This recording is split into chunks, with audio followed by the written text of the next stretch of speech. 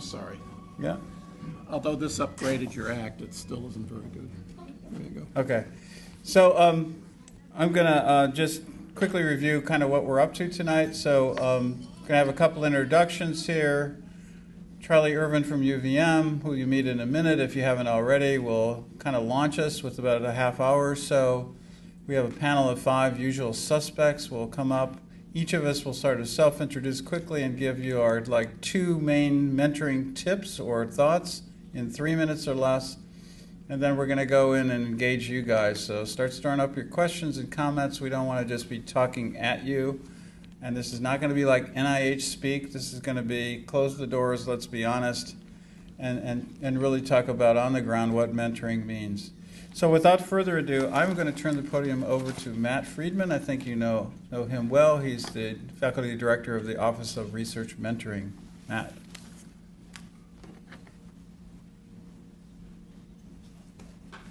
Well, thanks, Bill. So thank you all for coming. Our real goal tonight is to have a discussion. We brought Charlie Irvin here to prime the pump, and then we have a panel discussion. But it's really all to activate your own thoughts. And this really came in a meeting the Office of Research Mentoring that we seem to have devoted most of our attention to trying to help the mentees through a variety of ways, matchmaking with good mentors. We had the R01 writing workshop last year. We've got one on writing peer-reviewed publications coming up in a few months. But the purpose tonight is really for those of you, and all of us, who mentor in many different ways. And Bill suggested Charlie Irvin, and you can see, I don't have to read what his different designations are. I think that what is most significant, I think that his work is really understanding the mechanisms of airway dysfunction and asthma, but his lab has really, covered the waterfront using a multidisciplinary approach with cell and molecular biology, animal models and systems, transgenics, physiology, imaging, and clinical studies. So that really covers a lot of most of what all of us do collectively, but he does it by himself. And one of my goals is to keep the introductions as brief as possible, so there's more room for the speakers and for you to speak later on. So Charlie, thank you.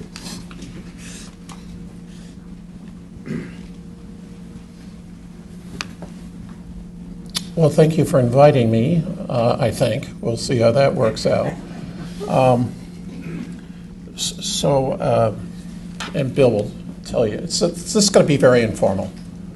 And I'm an informal kind of guy, so if you want to harass me mid-course, go ahead, but you do that at your own peril. Why are you looking at me, Charlie? Because I know troublemakers when I see them.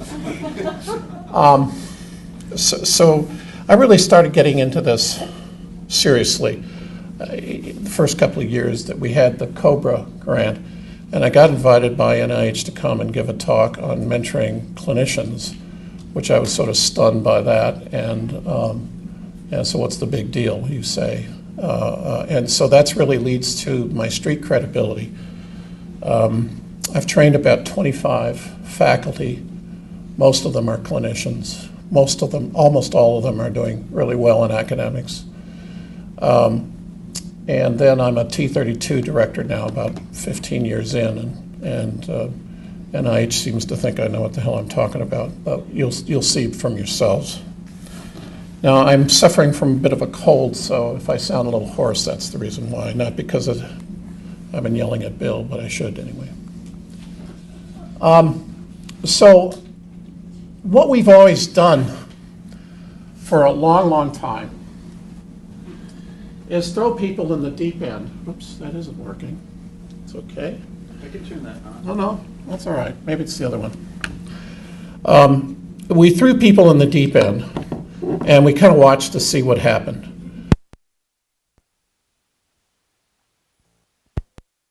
It happened with most of the senior people in the room. And that was because it was cheap. No, come on, seriously. It's always follow the money. And there were a lot of people running around. We didn't pay them very much in the scheme of things. And so, you know, a few of them make it, and that's good, and the rest don't, and that's okay too. You know, at least that was the attitude in those days. So the basic premise, and you can agree or not agree with this, is that mentoring is essential for development, success, satisfaction, and retention of faculty. And I would argue that any time you lose a good faculty member, that is a very expensive proposition. Okay? So these are things I'm going to talk about. What is mentoring, briefly? Why do it? Because some of you are going, like I did 15 years ago, this bunch of BS, why am I? Now, of course, most of those are not here today. And then, you know, if I was talking to a group of young people, I'd say how to get it. And then lastly, a little bit about how to do it. And what do we know about that? So mentor, of course, was this guy that Odysseus left his son with, Telemachus, and has become synonymous with one who imparts wisdom and shared knowledge with someone less experienced. Okay? A little bit more than the apprentice situation, but similar.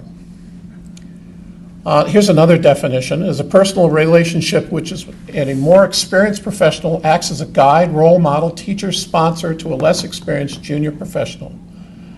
Now the mentor provides the protege, and I actually prefer the term protege over mentee.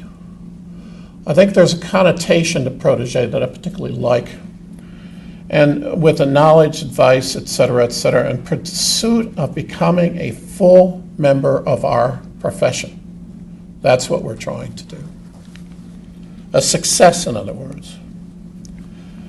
Now, mentoring is a symbiotic, I think when it really works, mentoring is a symbiotic relationship aimed at advancing the careers and career satisfaction of both. Now, that's key, both the mentor and protege. So if you do this right, you get a lot out of it, okay? And that's the key approach you should be striving for. Now, timeline. Students need mentors, right? Postdocs need mentors. Junior faculty, maybe not so much. What about senior faculty? Do senior faculty, let's see, I could probably look around the room. Who's got the grayest hair? I got a couple of candidates in the front row. Now, what about you guys? Do you think you need mentors? Good answer. Okay. And there's this whole professional landscape of mentors. Networks, professional societies, community of practice, colleagues, company you might belong.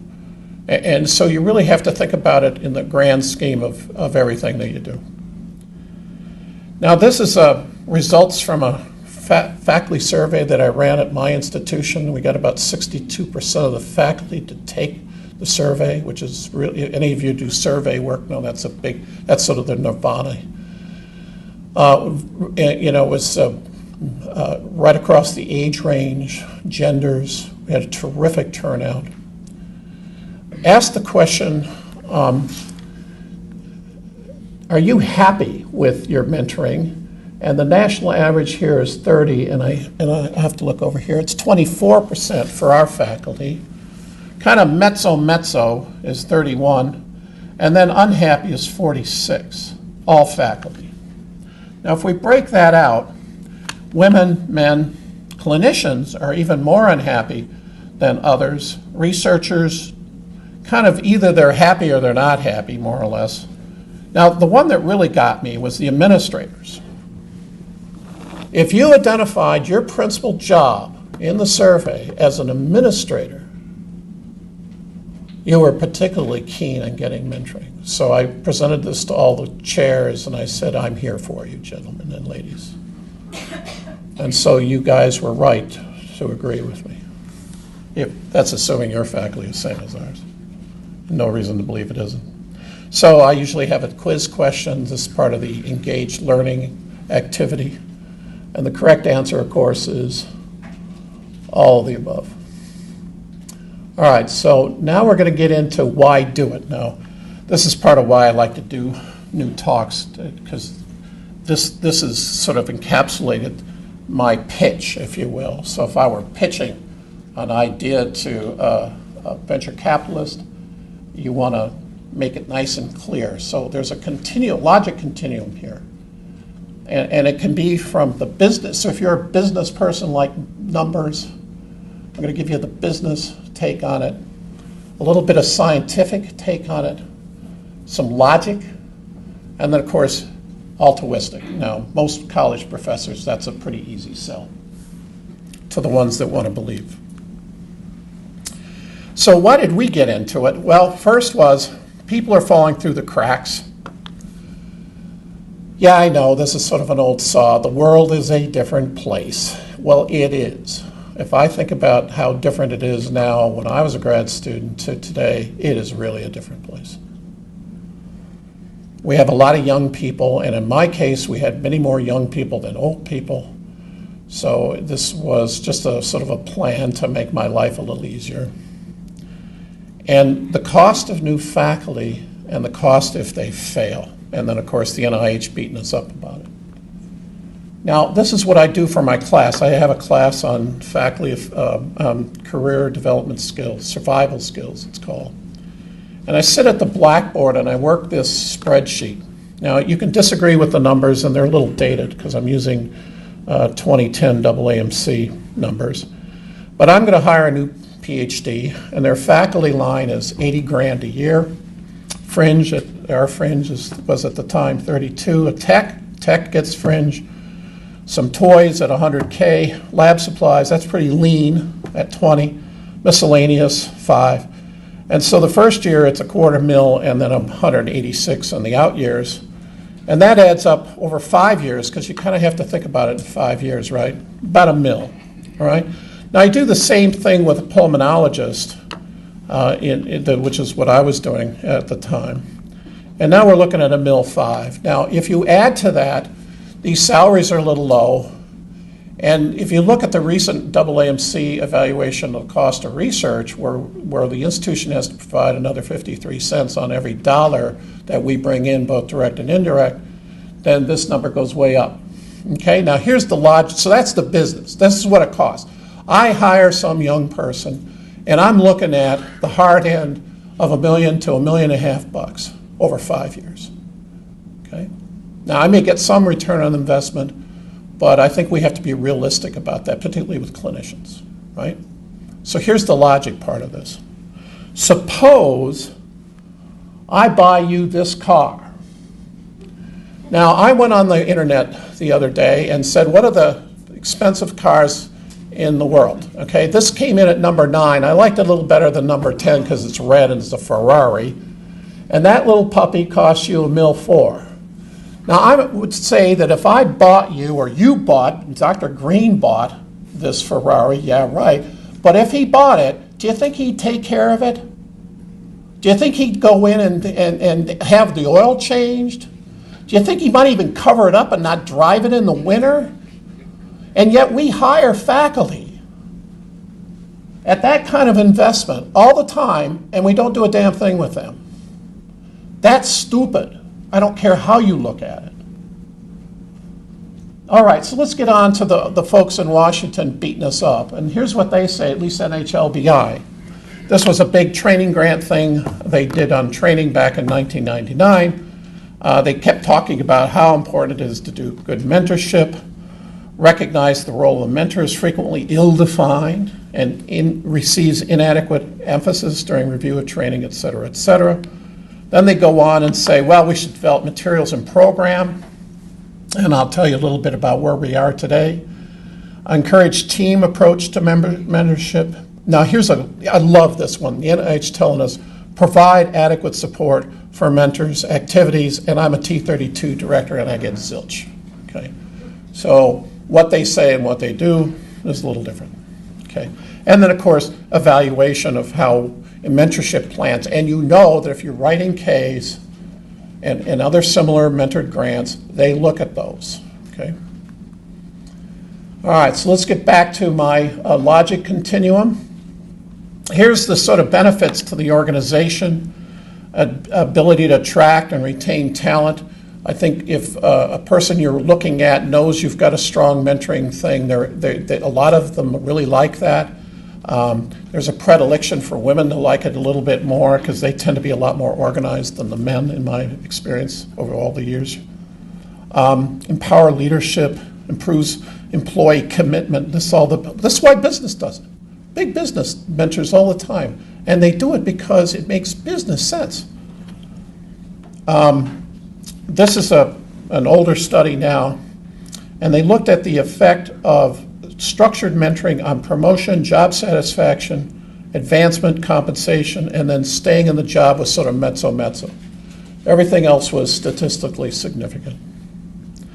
Now, if you know anything about high school teachers, the turnover in high school teachers is terrific, and so these guys fell to mentoring a long time ago. Now, there's finally some stuff coming out about medical school faculty. This one was 2011. I think it was actually an abstract. But they talked about improved job satisfaction of our faculty, enhanced set of fit, greater faculty productivity. That sounds good. If I were a chair or a dean, I'd say, I'm interested in that. And then more importantly, high retention rates. I don't know what your turnover in your faculty is. Ours turns out to be quite low, but in some medical schools, it's in fact astonishingly high. Okay. Now this is one that some of you may know. It's sort of old now, but it was a big postdoc survey, 22,000 postdocs. Response rate's pretty decent at 38%. And they described it as high training, which I will call mentoring, a lot of mentoring, low training. And then, so if the postdoc got a lot of training, they were happier than if they didn't get so much training, okay? And then the conflicts that they talk about and papers submitted, there's a big difference between the groups.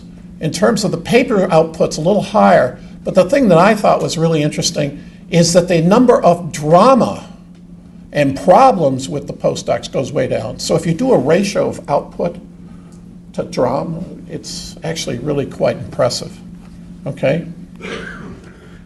Here we go, high structure. This is the one I was looking for. So high structure is high mentoring.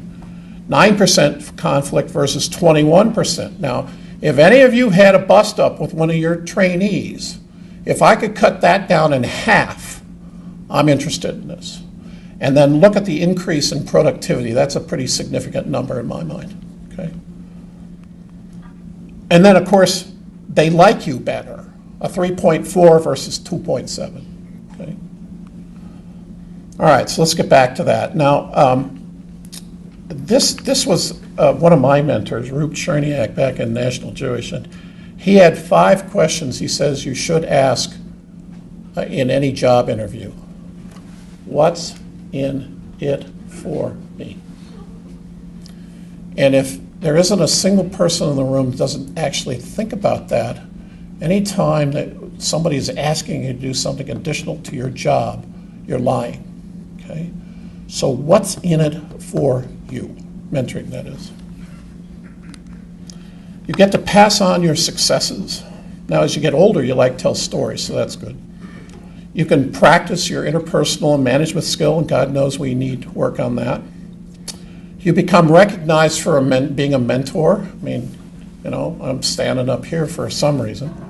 You can expand your horizons, which I actually think is a good thing. And if you do it right, you actually gain more than the protege does. And here's the other flip side to that. You're kind of damned if you do and you're damned if you don't. So given the data that we have today, I think you're better shape if you do it than if you don't.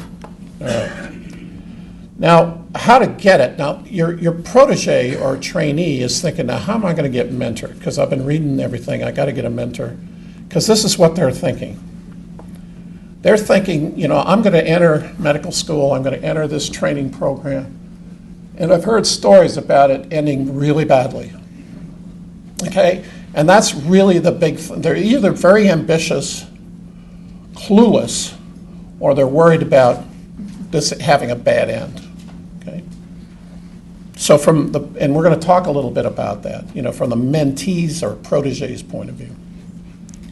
All right, now how to do it. When I started in this, there was zilch out there. Now you can't swing a dead cat without finding something. If you put in mentoring and handbooks or something like that, you'll get a gajillion of these. Okay, there's a bunch of them out there.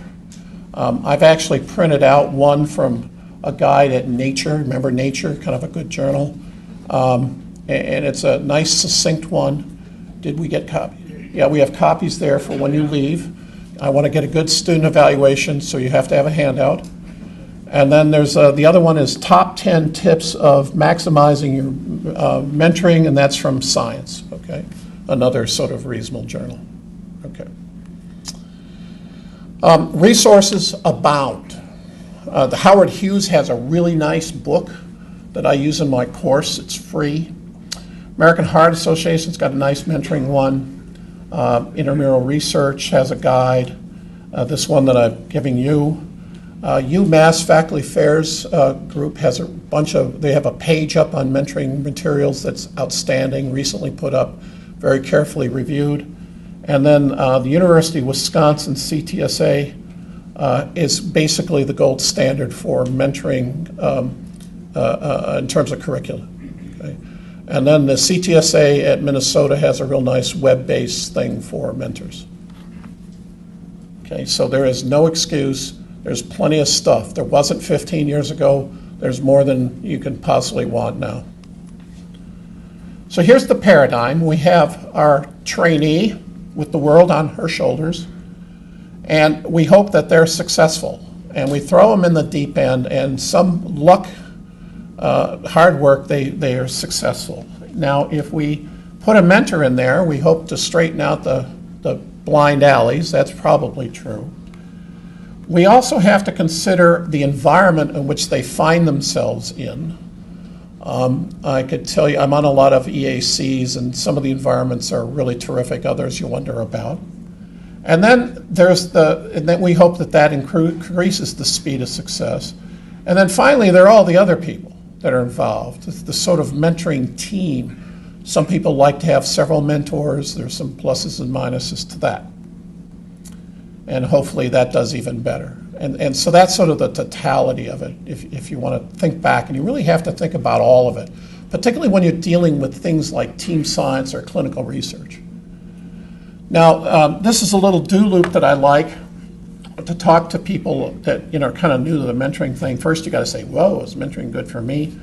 Then you and the protege have to together make sure that that's going to work.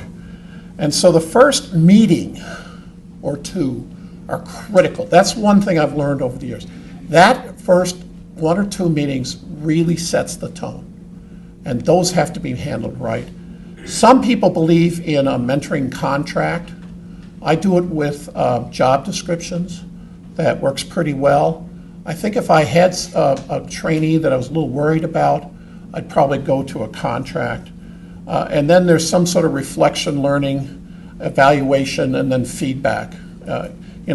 Sort of those of you who are in clinical stuff, this is called TQM. And then don't forget there's got to be some kind of closure. So there's great expectations. What do you expect from your mentor? Remember, that's from the protege's point of view. And what does your mentor expect from you? And that's why I like the job descriptions. Now, I didn't send them over to the bill. I took them from NIH Intramural. And if you want to see the ones I use, you can. Now, just to break this up, and I can see a few of you moving into REM sleep, can I have a pigeon? Oh, Dr. Green, come on. Come on, keep going. Have a seat. And I'll do most of this as an aside to the audience. Typically what I do with a potential trainee is we talk about, where you're from, what are you doing, and then try to get them talking, and then try to pull out of them what the hell they want to get out of this whole thing. Then what I do is I'll get out my job descriptions, and I give you a copy of your job description and my job description, and I get a copy. Now the key thing is I go through my job's description first. Think about it if you do it the other way. That doesn't work so well.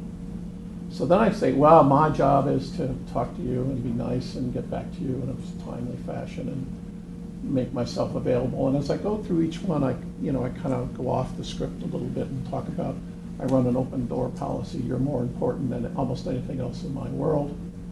Well, it's true, because I'm going to get my work done because he's happy and doing well. And so if you have needs, we're going to have weekly meetings. We may not always meet every meeting because you're gone or I'm gone, but we'll try to meet every week. And that means we'll get together at least twice, 3 times a month, and a lot at the beginning. And then if you have any problems, feel free to call me. You call me at home. You know, they usually don't if you do it that way.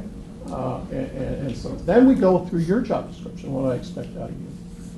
And then, you know, now that I've lulled the quarry into a sense of feeling good, I'll then say to them, does this seem like a reasonable arrangement to you? What do you think they're going to say? What are you going to say? Sure. He's screwed. I got him, because we just entered into a contract. I had one of my trainees come and say, well, you know, I've been having this problem. I said, well, how long have you been having this problem? 6 months. I said, wait a minute. I'm supposed to get interested in this problem you've been having for 6 months?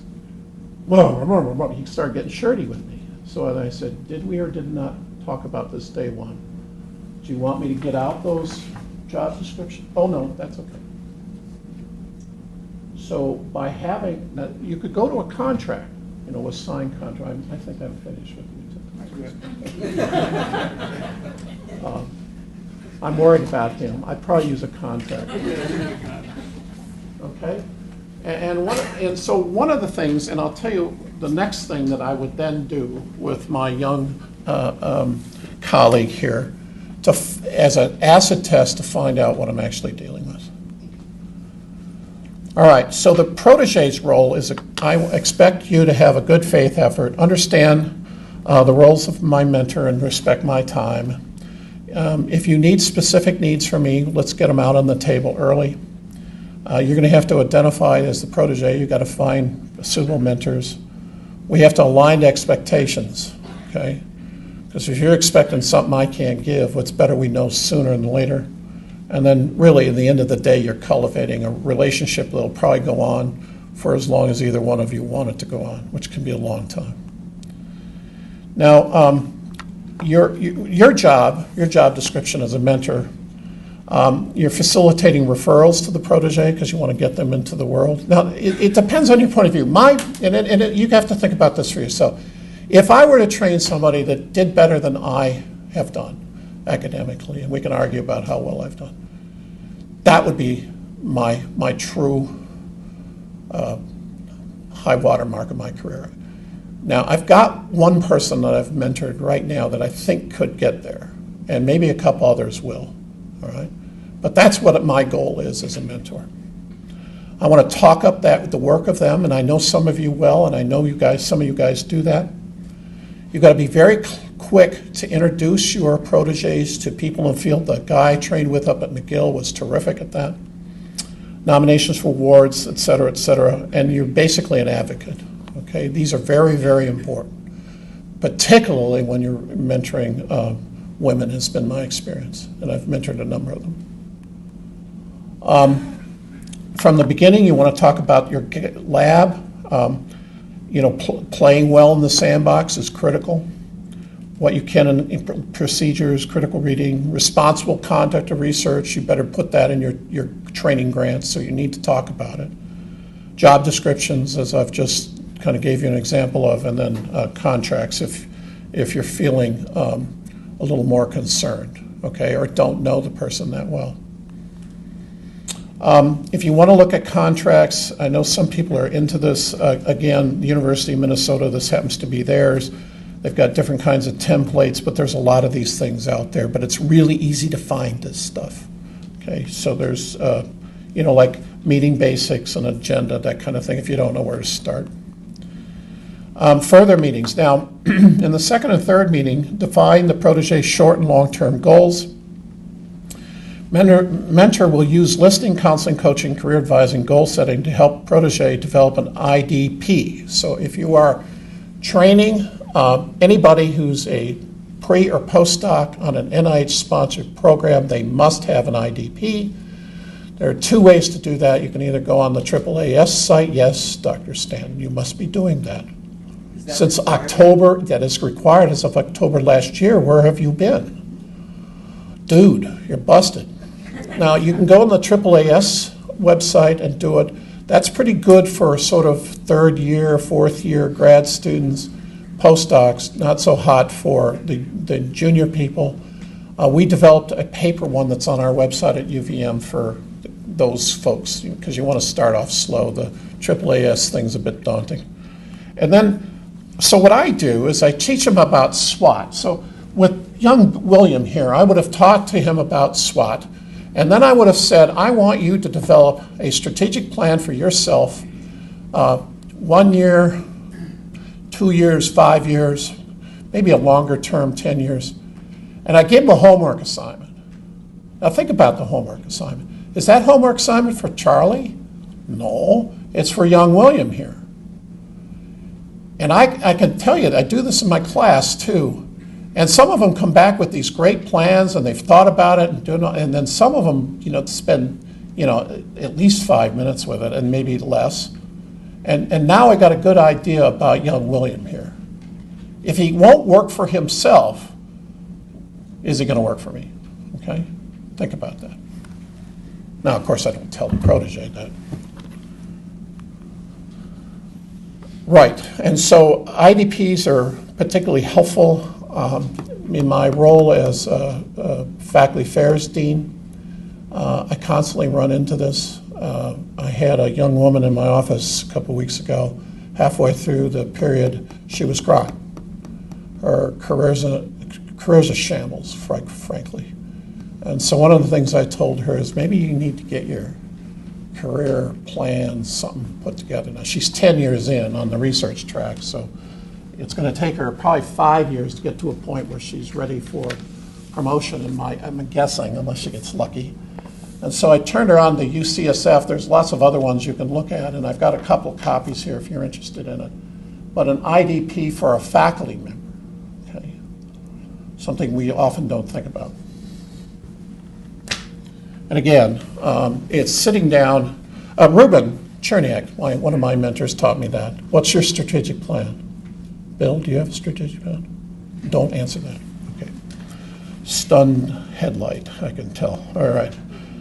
Now, as a T32 director, I just thought, I love this picture, failure when your best just isn't good enough.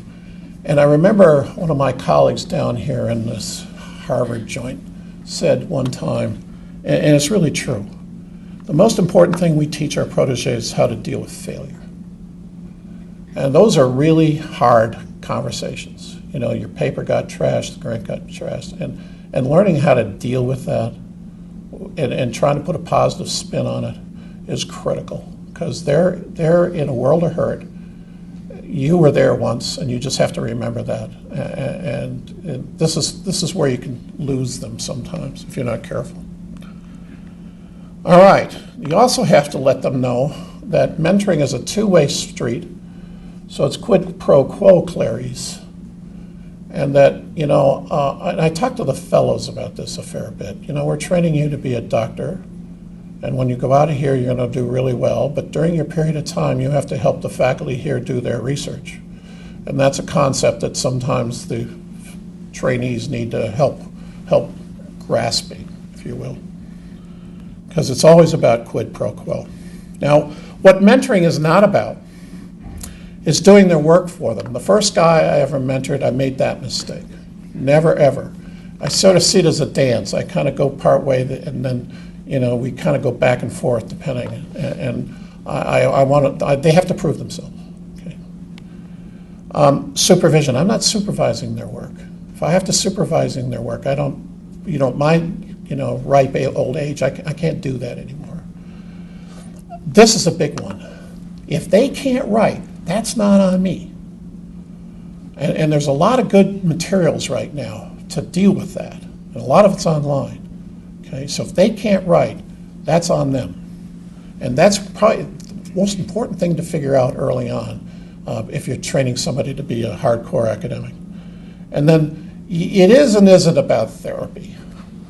I can tell you, I've had them in my office. I had one gal in my office. She was a delight. She really was terrific, and she was crying. And I really can't share the story in this kind of mixed audience, but it was really something, and that she felt that she could come and talk to me about this problem was really special. But you have to kind of deal with that and decide whether you're going to get into that or not. A little bit's good. A lot can kill you. All right, then there's the evaluation and follow-up. So how to do that? The best is to talk to them before and after their seminar. This is when they're kind of in a raw state where sometimes they'll actually listen to you.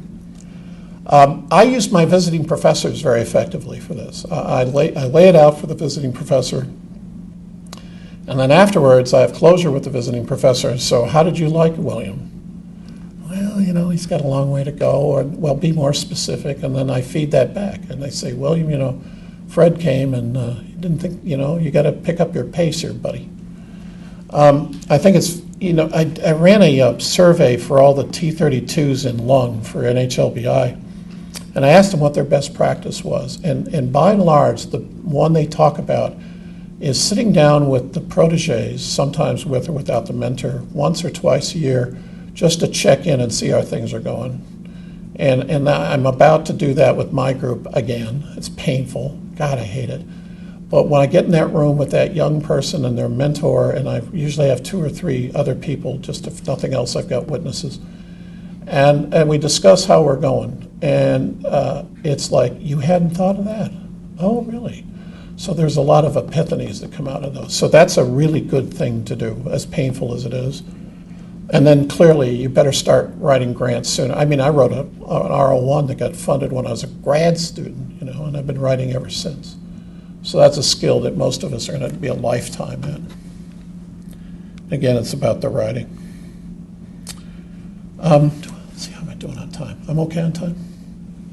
All right. When do you want me to finish up? 5 minutes? I'll be done in 5 minutes. They sent this around. I thought this was interesting. Did you guys look at this? This was pretty interesting. It sort of shows there was and was not a mentoring effect. I could quibble with this paper quite a bit. They defined, however, and so some things they found different, and others not so much. Things I thought they should have.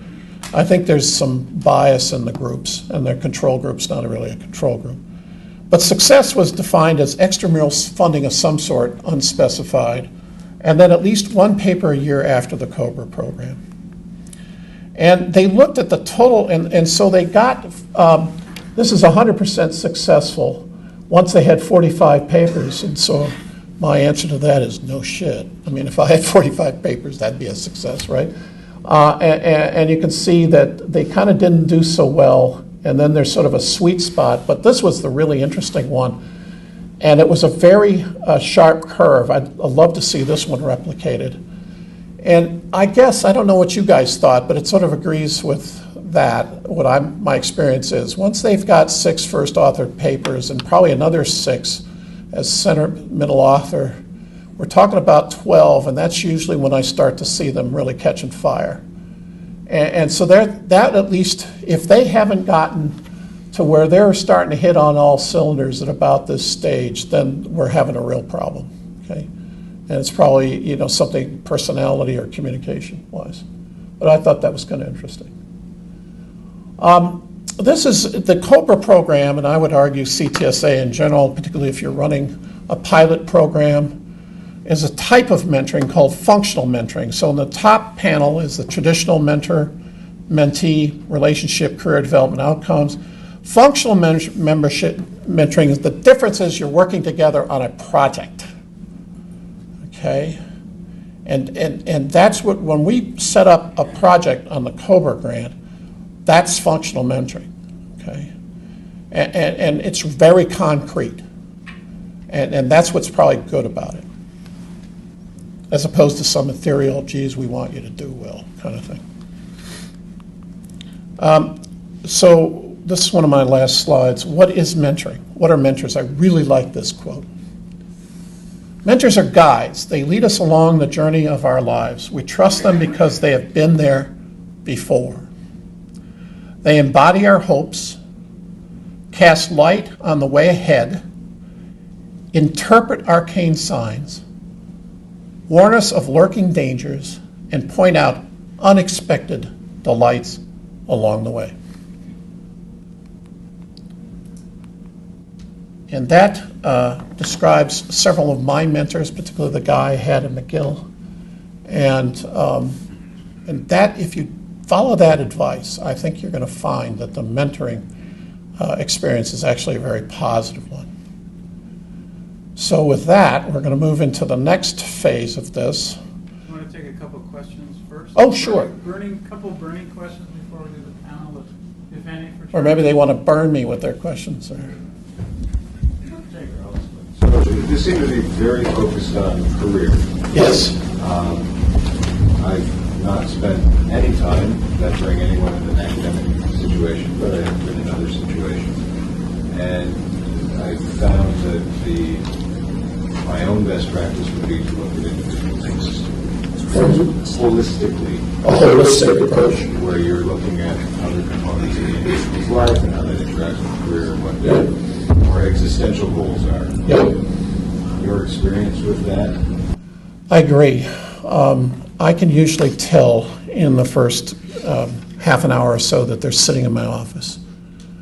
Because if they don't exhibit something when they're sitting in my office, I'm pretty sure they're not going to be very good scientists. Now, obviously your business is a very different thing. That I'm very aware. So you're probably looking for little different things. But I have one of these offices that's full of all kinds of weird stuff. I'm a collector of oddities, and I've got some pretty bizarre things up on the wall. And so what am I looking for in that person as they're sitting there?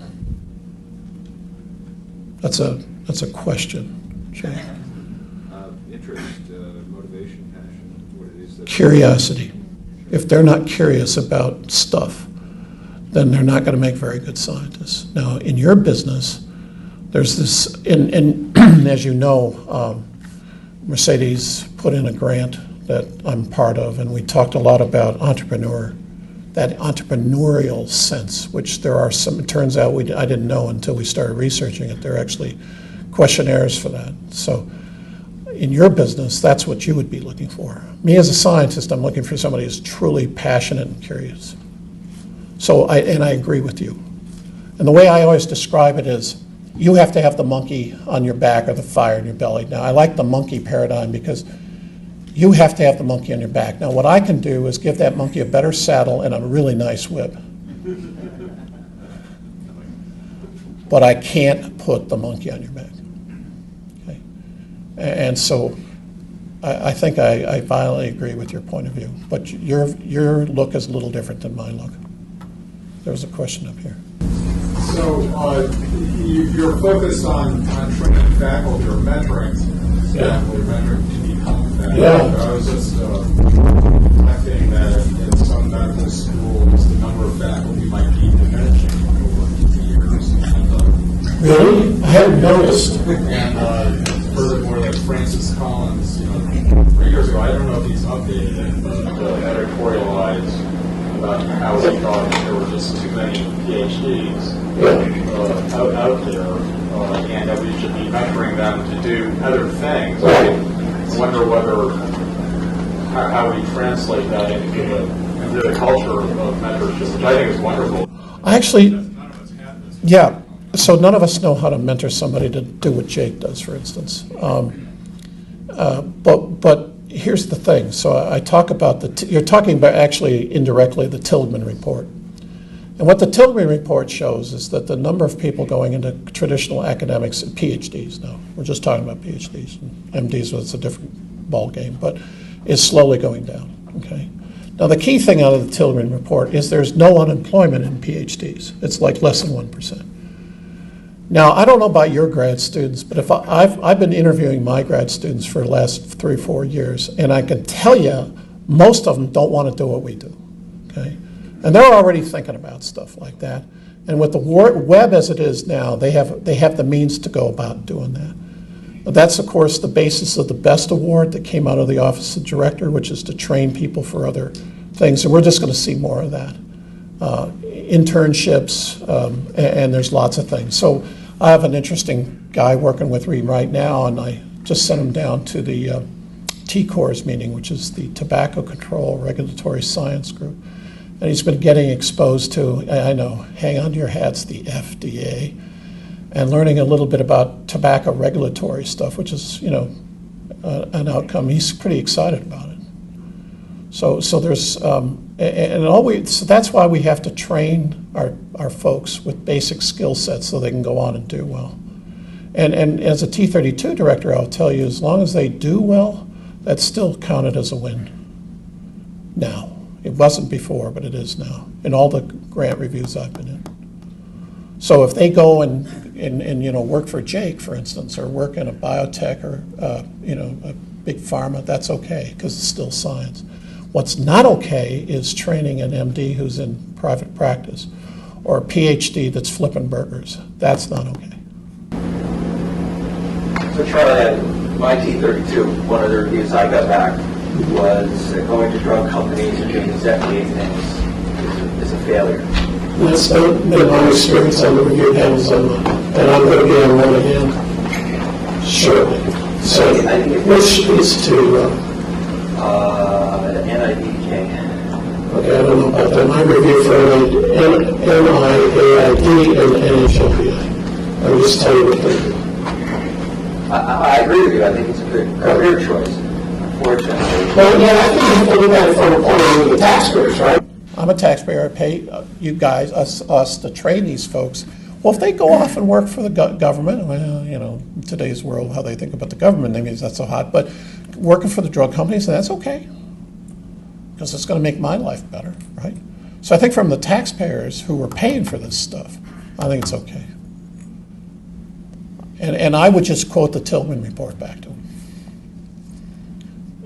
And then I'd call up program and have a discussion with them. What these other institutes are doing, why don't you guys get with the ball game here? Particularly when there's an editorial in the PNAS this year about it, and Collins is going nuts about it too. Okay, so what we're gonna do now is a panel, and if you're wondering about what the hell's going on in front, we're gonna run it kind of like a talk show thing, although not in its full gloriousness. We have 5 panelists, so if you come down and sit down, see if I can get this to work. Stretch over here. Nope. So I'm going to have to talk loudly. You want to let us do our little opening act first? So what we're going to do. So we're going to. Do you want to introduce yourself and then talk a little and then go to the next person? So what we're going to do, and we're going to try to keep the time here, guys. So 3 minutes apiece. We're going to introduce ourselves a little bit with regard to what mentoring we've done here, even though most of you know us. And then we're going to make 1, 2, or 3 points and talk very briefly about that. So I'll lead. So I'm Bill Green. My mentoring comes from a long time ago because immunology, microbiology has always been organized sort of programmatically. So I've been a department chair since 2002, directed a COBRA grant in immunology for the last 14 years, ran a T32 for 20 years before Ed and Charles Sentman rescued me. Thank you, Ed and Charles, a while ago, and various other things. So I'm going to make my 3 points, 2 of my 3 points about mentoring in the context of a programmatic effort or a mega grant. Doesn't have to be super big kind of context. But my first one is more universal. And I'm a master of saying the obvious, I suppose, but it's this. Especially here at Geisel and D-H, we're small, we're thin, and you don't have the time to do this. Really. You've got your own lab, you've got your department, you're on a zillion committees, you're in the cancer center, you're yada, yada, yada. So to me, the ultimate commitment is you make time for it. You don't really have the time, but you're committed to it and make time. Now that's not sufficient, but I think it's necessary that you have that deep-seated commitment that whatever it's going to take, the person's got a paper to get out, the person that you're mentoring has a grant to get out, you're going to do this. And I know many of you, all of you do that. I know certainly in the immunology COBRA, I'm looking at specific people here, you just do that. But I think for me, that's the essence of the commitment. So it's 2 specific points related to mega grants are this. I think one-on-one mentoring is great, but I think these programmatic efforts and large grants provide an opportunity here where you can have multiple mentors that understand the science. Now the downside you could say is the mentees getting too many different themes of advice, but you know what? That's reality. That's called study section. That's called, if you've seen the video, the third reviewer. If you haven't seen the third reviewer, you've got to pull that up on YouTube or whatever it is. It's hilarious, but it's on the mark. The other thing about that, though, is that it allows other sort of venues, and these aren't so unique now, but we created mock study section for our mentees around the Immunology Cobra, where you've got maybe 10 seasoned, grant-savvy people who are listening to a chalk talk or you know, from the mentee about what their specific aims are. That's been very effective. That's three. And the third one is use your external advisory committee. All right. In many ways, this is helpful. We have the mentees meet with them, a couple of them over lunch in our absence, so they can tell whatever. Use the EAC for confirmation and leverage to do the things you want to do that are awkward, like take a mentee off a project because they're just not going to cut it, and you have to do that with your PO1s and Cobras if you're going to get refunded. Or take a mentor out of the context because that person wasn't able to perhaps disassociate themselves and not publish with the person. Let the mentee have their own authorship in these kinds of problems. So I don't mean to be negative, but let's be honest. These things happen. We're ill-equipped to deal with them, and it's a lot easier to deal with them in the context of your mentoring team from the large grant and with your EAC. Dean? You know who Dean is? Yes, so I'm Dean Madden. I'm in the biochemistry department, and I sort of have slid into this mentoring. It's sort of like boiling the frog slowly. I had the good fortune to land in two very supportive communities when I moved to Dartmouth about 12 years ago. One is the biochemistry department itself, and the other is the lung biology Cobra, which Bruce Stanton nucleated just around the time that I got here. And I think, you know, I've experienced both the departmental and also then the mega grant based mentoring system, and I think gradually as I, you know, sort of aged, and as that happens to all of us, you know, I sort of found myself moving from a position of being a protege into assuming increasing responsibilities. The thing I really wanted to emphasize, actually, my topic is mentors as yentas, and that really doesn't rhyme unless you're from Boston. So you have to say mentas as yentas. The idea that I was trying to pitch here is I think you have to really focus on the individual aspect of mentoring. No two proteges are alike. They all have unique needs. Each mentor actually brings their own particular skill sets to the table. And a lot of what makes a good yenta is, you know, being able to sort of recognize natural fits and getting people to connect and making that happen.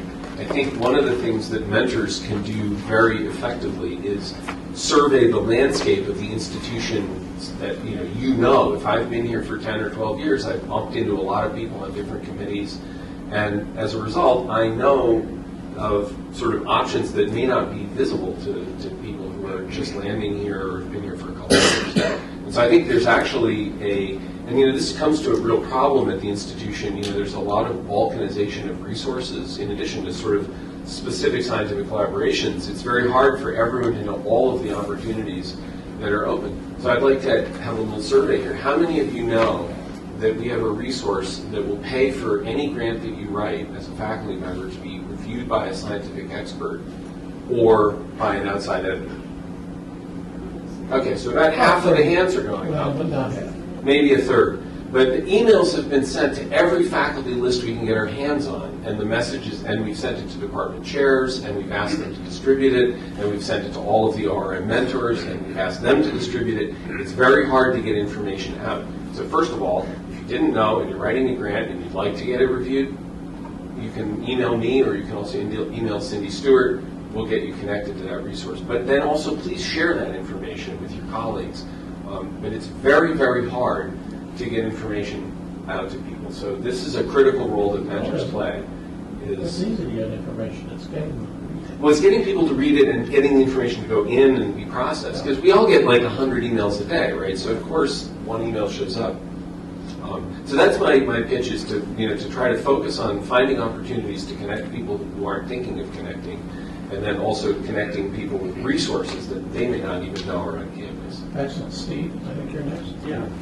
Yeah, I'm Steve Bartels. I'm on the Dartmouth Centers for Health and Aging, and came to mentoring over the years from having a couple of mid-year mentoring Ks, followed by a T32 postdoc program that we've had for a number of years, which is a multi-site mentoring arrangement, which has really been really interesting. And then I've been involved with some national institutes on mentoring. And I guess the things that I think I'd like to communicate is I started out as a psychiatrist thinking about kind of the sacred individual one-to-one dyadic relationship, which is based on trust and based on intuition and based on developing empathy and all sorts of stuff.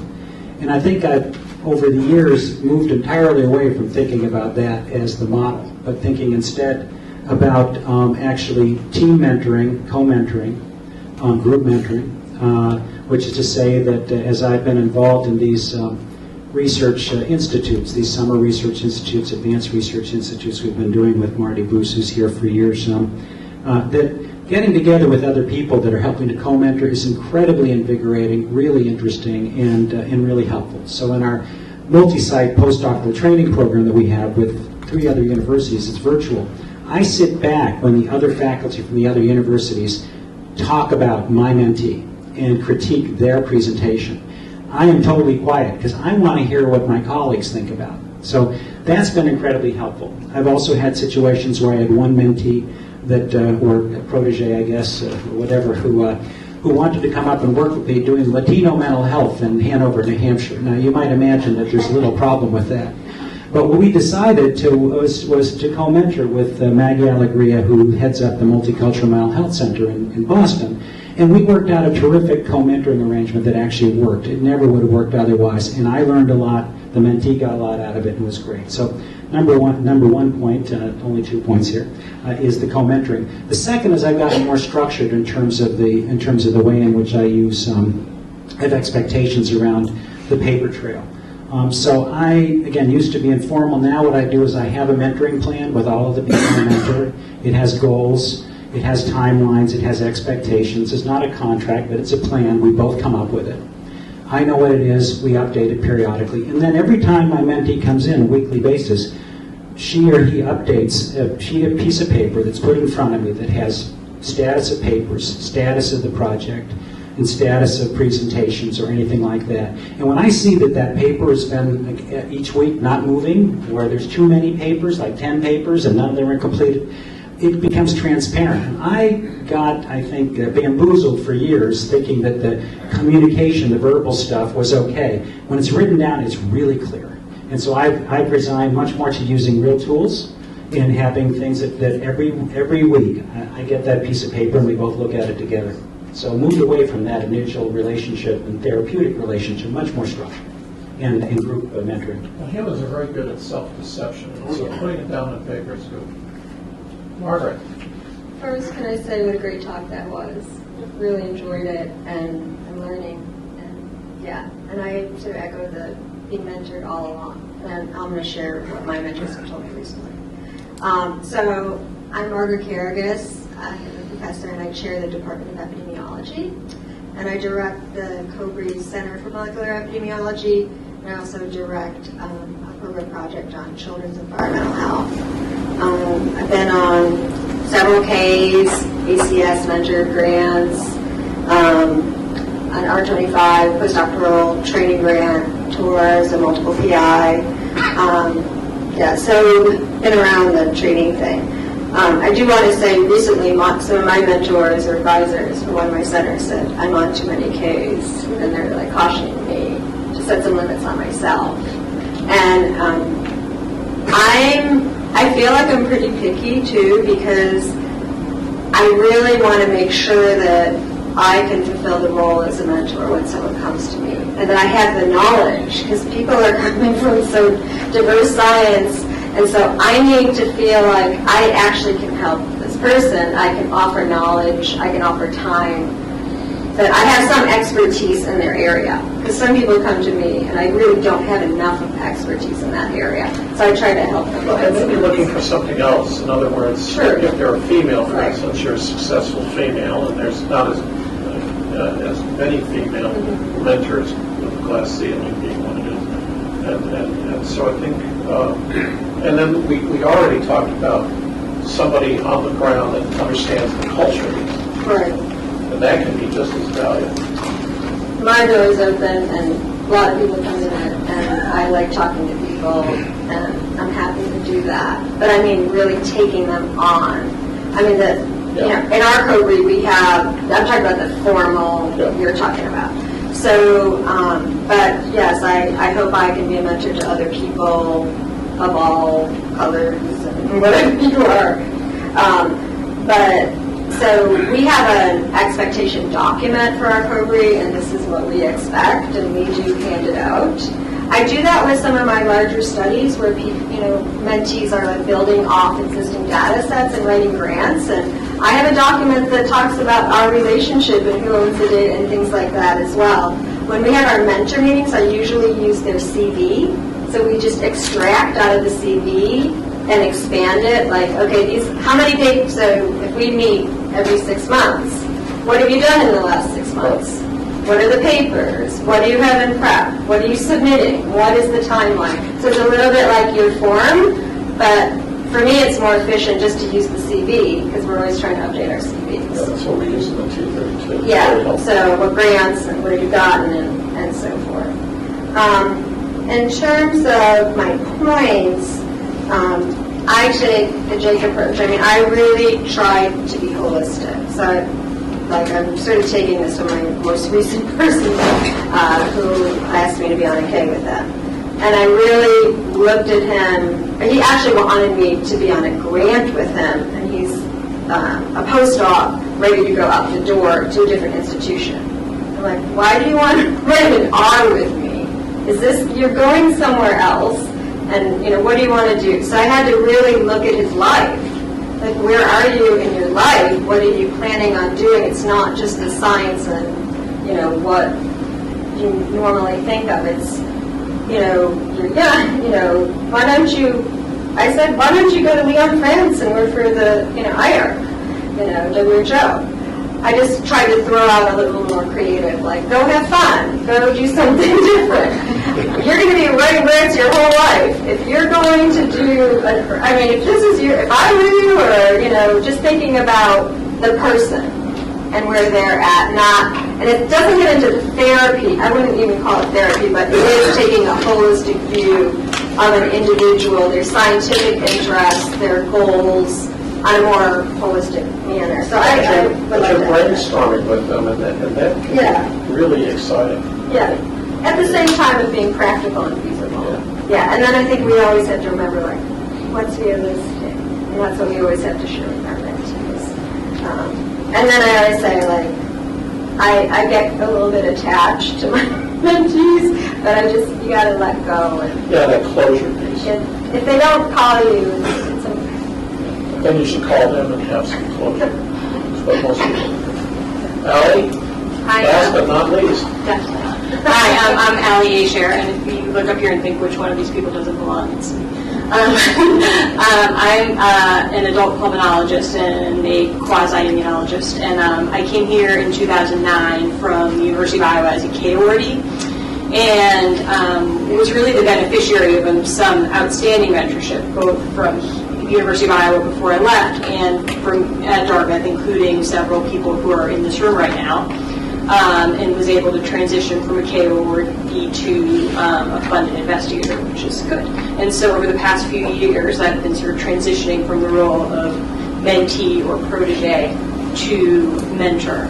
And it's an interesting transition, I would say. I reiterate what Bill and Steve and Dean said, that I feel like group mentoring is really beneficial, and that both institutions are really benefited from having a variety of different mentors. And I would add to that it's really a dynamic thing as those mentors change over time, as projects evolve and your career goals change and you sort of move down, advance in your career. you may need different things, which may involve needing different people mentoring. The other thing I would say is, as I've sort of transitioned, I don't know, I must be easy to talk to because I think I do a lot of therapy. Trainees are in my office frequently talking to me about things, and I think what Jake said really sort of resonated with me as well. And I think sort of the holistic approach to mentoring is really important in mentoring the whole person and understanding really what their career goals and life goals are to be able to help them figure out who else they need in their life as a mentor, and also how to best advise them to sort of move forward in their career. So there's one thing that a theme that came out of several of you, and that is group mentoring or more than one mentor. In my program, I'm okay with that, with the following stipulation, because I've seen it go bad. And saw a lot of that in Denver. We had some of our trainees who would have multiple mentors, and then things would go bad, and then you got one of these. Okay? And so to combat that, I insist on the trainees where I'm paying the freight. I have to have a principal. I want somebody I can drag their butt into my office and say, what is going on? Somebody has to be responsible. Yeah, you can have 10 mentors, but probably not that many, but 2 or 3. But somebody's got to be the principal mentor and the person who is responsible. Can I pile on No, that? you can't. Sure. Should we let him? All right, we'll let you. Yeah, and I think the other little trick,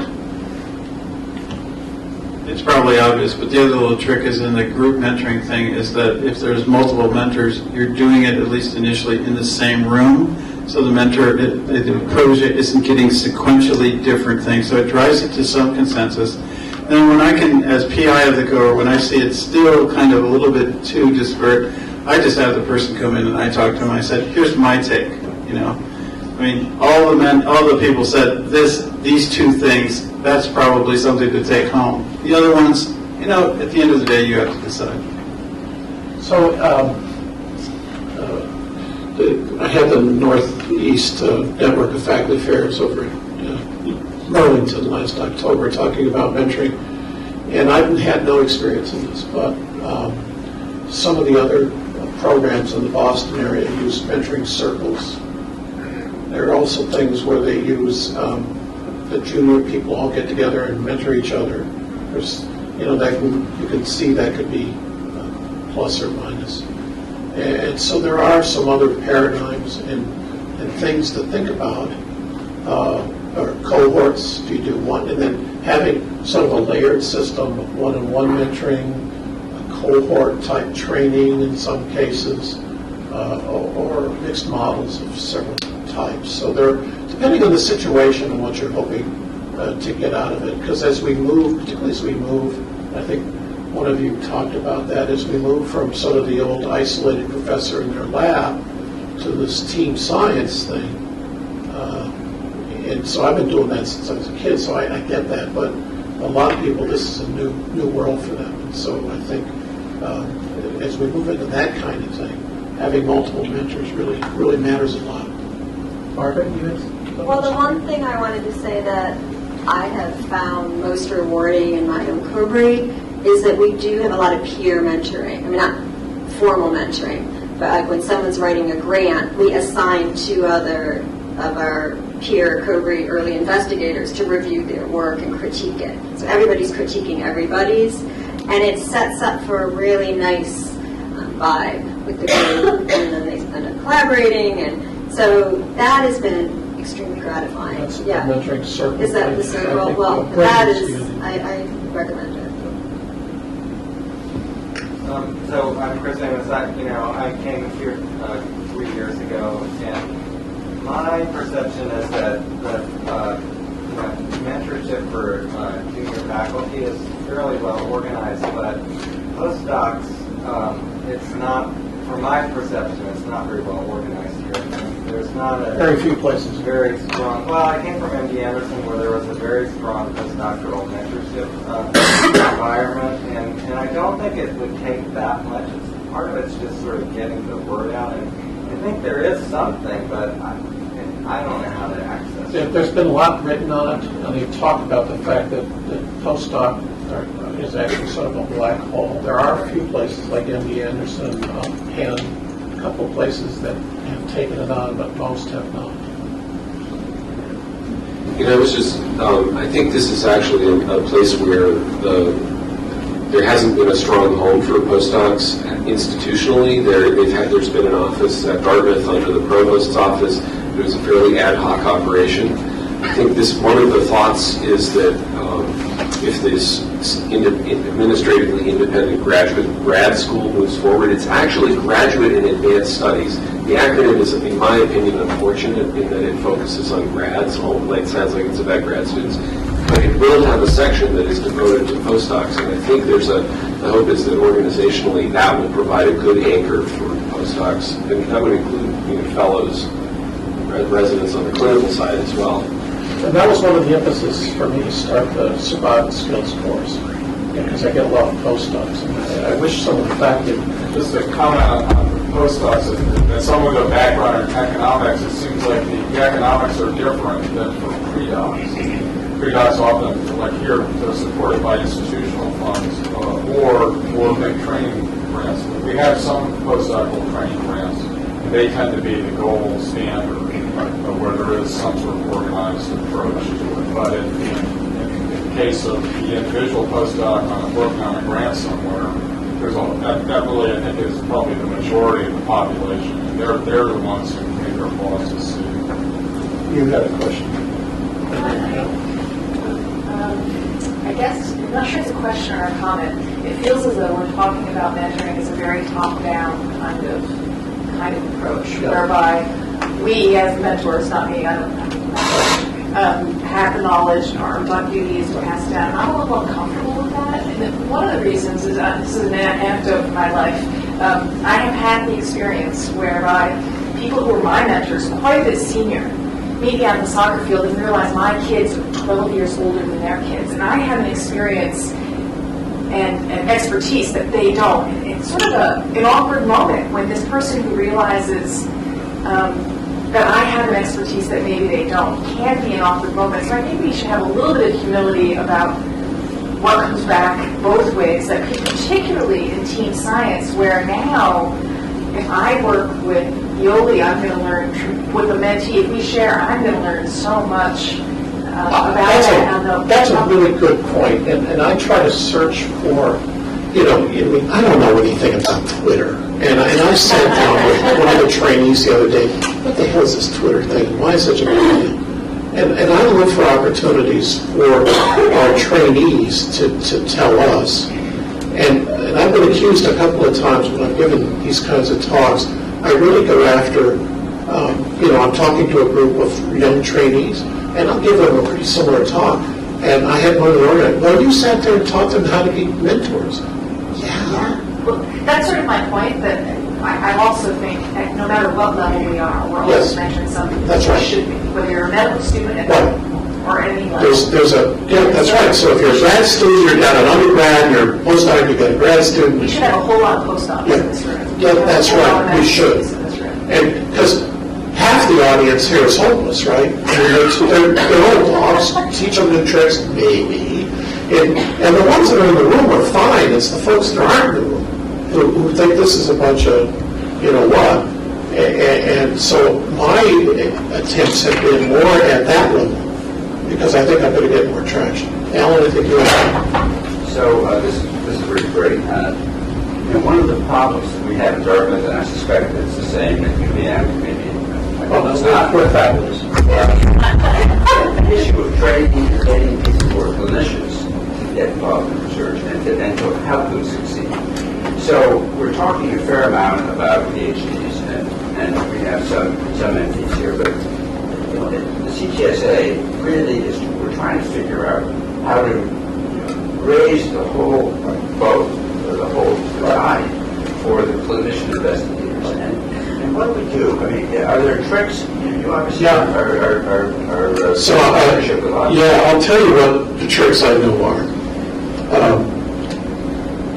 So the first trick is that if you, so I might as well tell you the truth. Let's start with the truth. So my pals at NHLBI, the Division of Lung Disease, asked me to go and do a head-to-head pro-con thing with a friend of mine from UCSF. I should have known right away that they were setting me up. And the premise of the debate was to mentor a clinician, does the mentor have to be an MD or a PhD?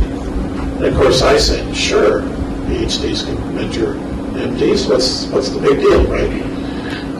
And my colleague from San Francisco, who's an MD, PhD, of course, took the contra and said, oh no, what the hell do PhDs know about call schedules and understanding that stuff? And so they actually ran, no to me, they ran on the frickin' data, sorry about the language, ladies, the data from the division, and it turned out by a country mile, the success of MDs in academics and defined as subsequent submissions for grants came when you paired an MD with an MD. And now I'm unusual in a lot of ways. No comments out of you. And I could share those life experiences with later, but is you have to understand that world. Okay? You know, the world that the clinician finds themselves in.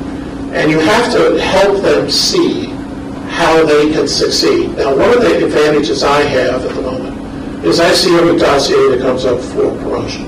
And I'll see people who have, 10% of their time effort available for scholarship, and they're just ripping it up.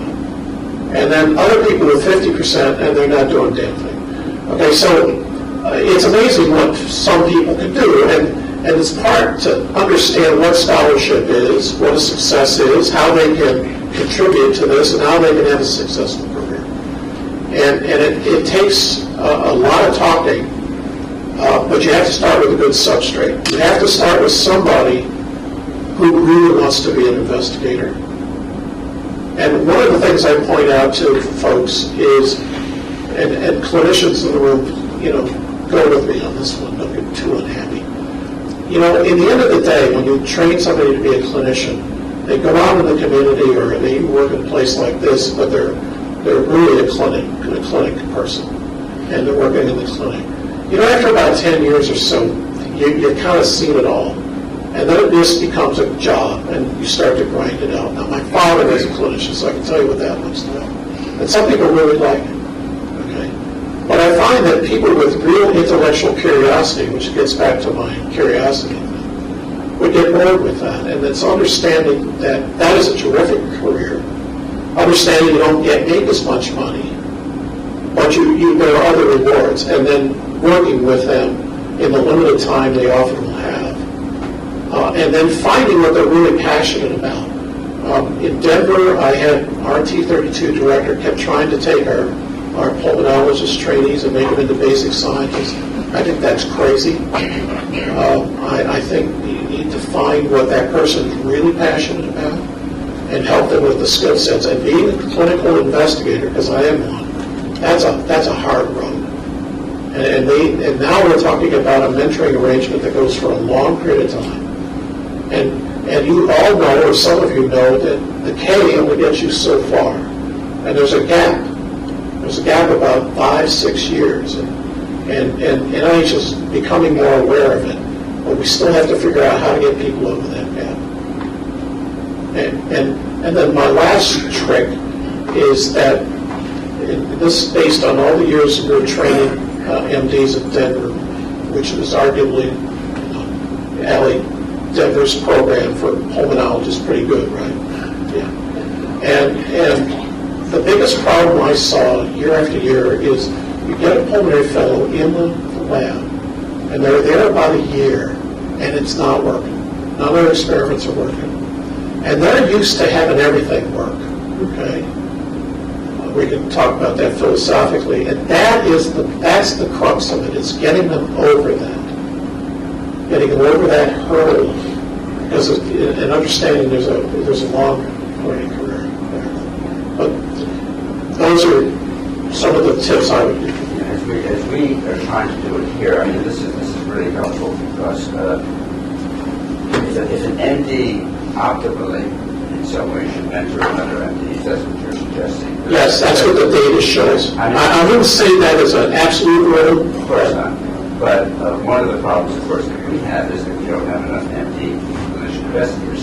So we're doing it one at a time. And as we're trying to, push the tide up, we have to selectively try to go for where the strengths are, where the fire in the belly is, whatever you want to call it. Well, then you could think about group things, or I think pairing them with, one of our Ph.D. types with a clinician type, or just like we do in the clinic when we have physician extenders. But I agree with that. Somewhere in the mix, there has to be a senior MD involved. Maybe part of answering that question is it doesn't have to be Dartmouth-centric. No. I had funding from Robert Wood Johnson Foundation, and they were all about doing mentoring across the nation and networking you, depending on whatever the skill set that you needed, but it didn't have to be by institution. No, in today's world with phones and Skype,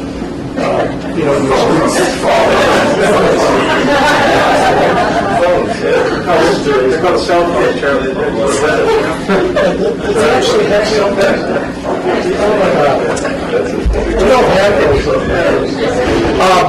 But most of your societies have mentoring arrangements.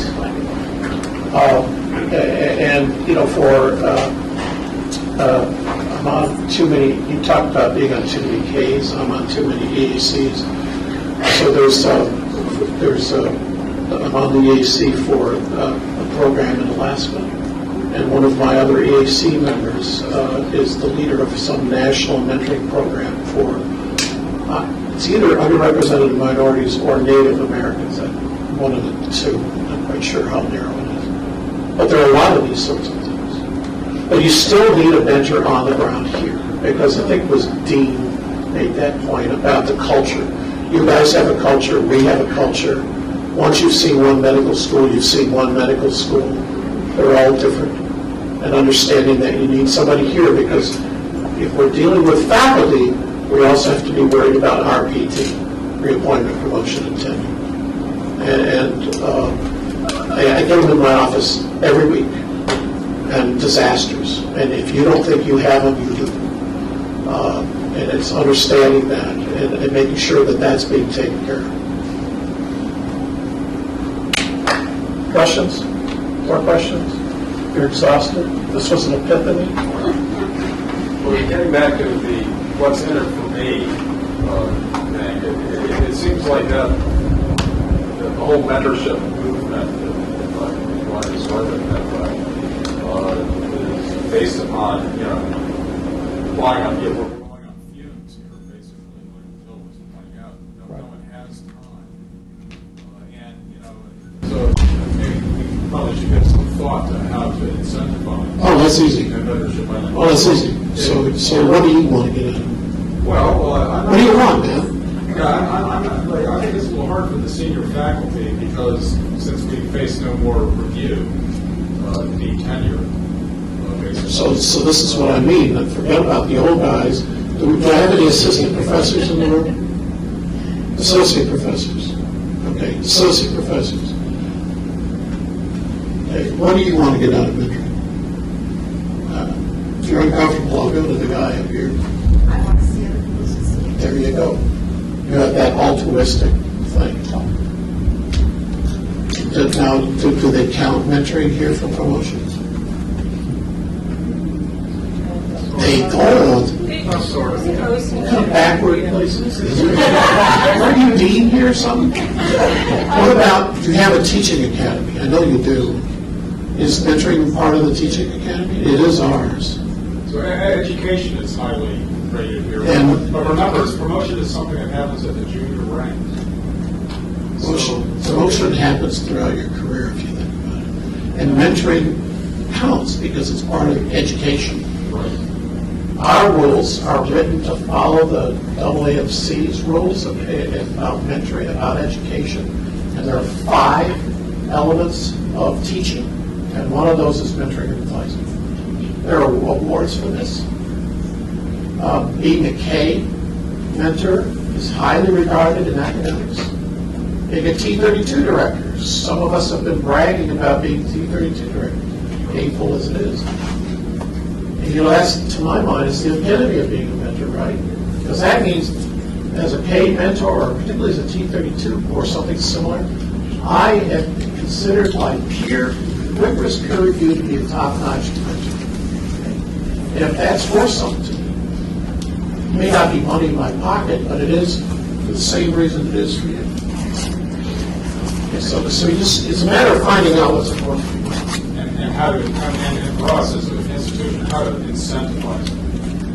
Well, if you don't, the institution's going to fail or not do it. I mean, I'd like to come back to Julie's point, though, which is that, mentoring actually, so there may not be a rubric for assistant professors to be showing up as formal mentors, because we probably wouldn't appoint assistant professors to be one or two faculty mentors for somebody else. But there's a huge amount of informal mentoring that is going on, and it's bi-directional.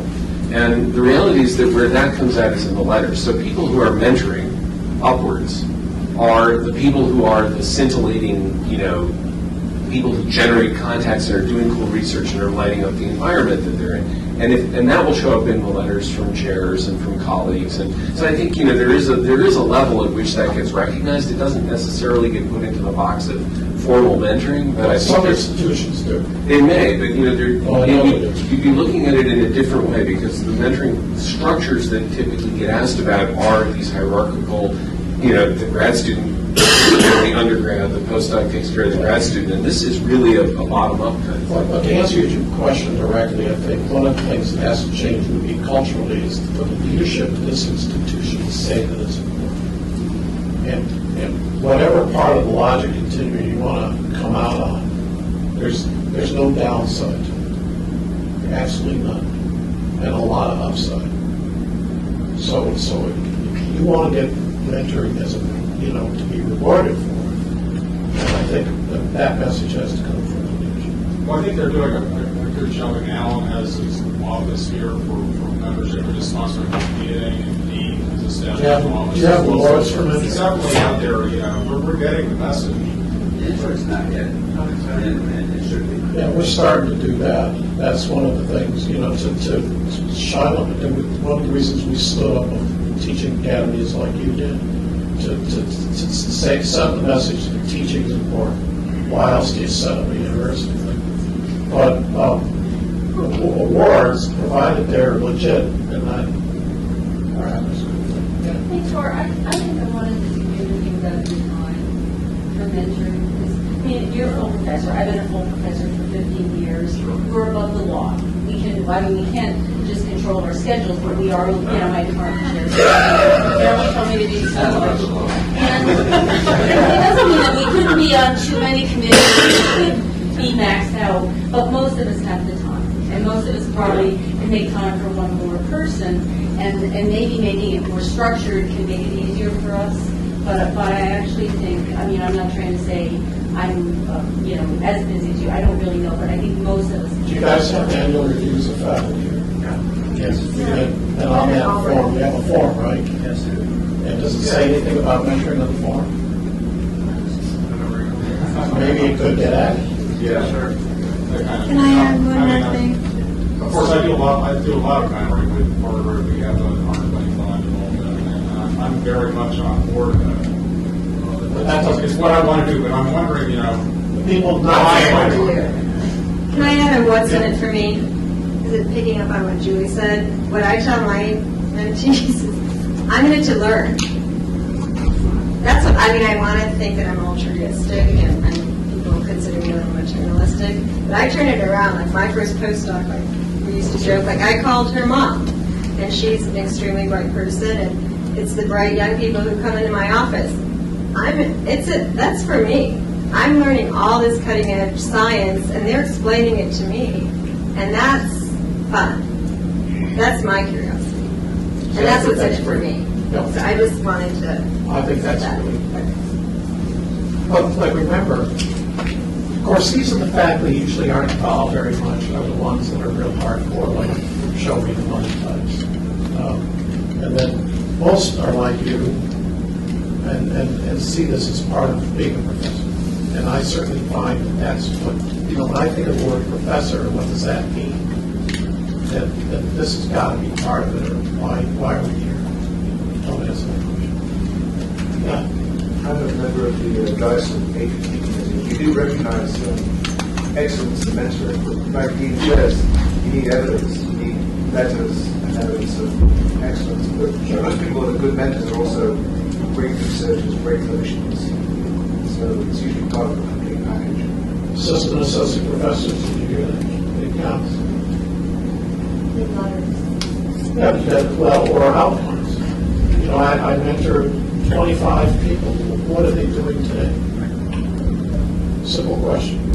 So you should have in your CV a chart of here's the people, and this is what they're doing today, and be able to talk about them and what they're doing. So, a key element of that, and again, this comes back to this distributed level of mentoring, right? There are your formal mentors, and then there are the 87 people who contribute to you, and there are some people who do this in a very distributed way. And again, that's the place where you have to capture that in a letter from a chair or some kind of expression. The protege.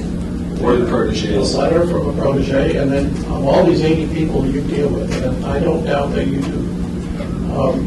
What's happening to them? You don't want to know. But that's as those of us who do T32s, you have a whole table in the back, and you have to look at all the articles, grants, promotions. It really is a good discipline, actually, to figure out what happened to the people that you've mentored, and to have an itinerary. Last 10 years. It really helps, and it's actually doable. Once you get it rolling. We still seem to be dancing around the goal or measure success, and be interested in hearing from the panelists. I think Charlie probably had to summarize what Cynic for you would be a measure of how many of your former proteges are in academia and doing well.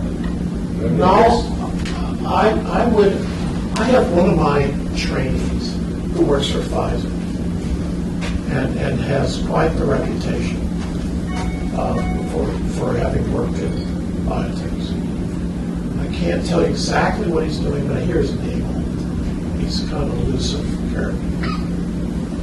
So I think success is I would probably define success the same way. That the outcome is good, however you define it. That they've been successful from an external peer review point of view. And that they're making impact at whatever they do. But you're right, most of them are in academics. I have two in private practice. One is doing some interesting stuff, the other one not so much. But I think with the exception of those two. Should that be a goal for academic networks? What? To have career success? In whatever they choose to go after, yeah. I mean, otherwise it becomes one big exercise in occupational therapy, and I don't know about you, I'm not into that. I think my question is almost similar, which we haven't talked a lot about, we don't really have time tonight now, but to talk about what makes a good mentor. And we have to look at outcome.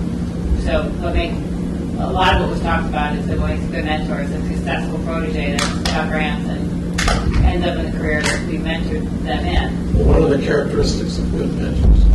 Never been examined in a careful, thoughtful, scientific way. I have a slide that I use for that, and then at the end I show a picture of Superman and Superwoman. So these are some of the features, empathetic, good listeners. So being in the middle of sort of this process of both ends, I hear senior mentors say that if their mentee is not doing well, that it's the mentee's fault, and that they always say, if you had done better mentoring, I would have been there. I would be successful.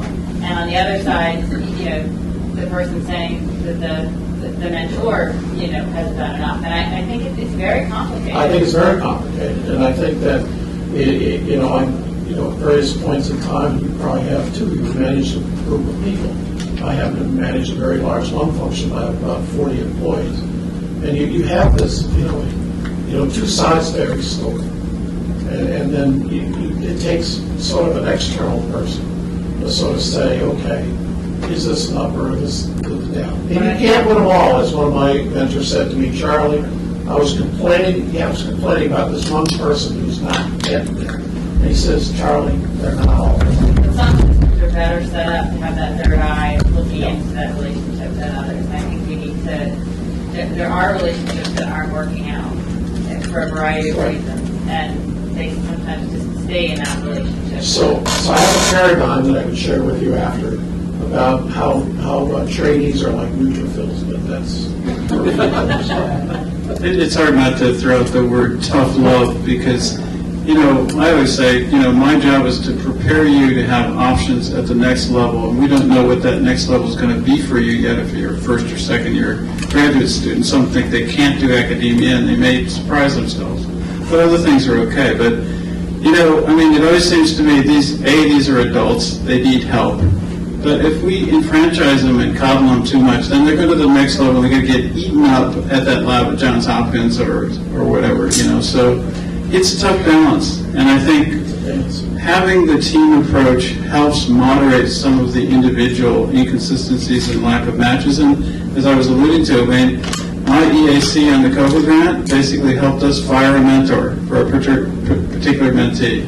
They identified it when the mentee, who was afraid to tell us, had the individual over lunch meeting with two of the outside EAC members. It came back to us. We kind of knew it, but we were avoiding it. And we ended up firing a mentor for that particular one. So the hour is late. I don't want to cut anybody off, but we're just on time. I want to thank the panel members. I want to thank Charlie, and I want to thank you all. And Secretary for helping do this. And we have a little time if you want to come down to the podium and chat with any of us. Feel free. Thank you.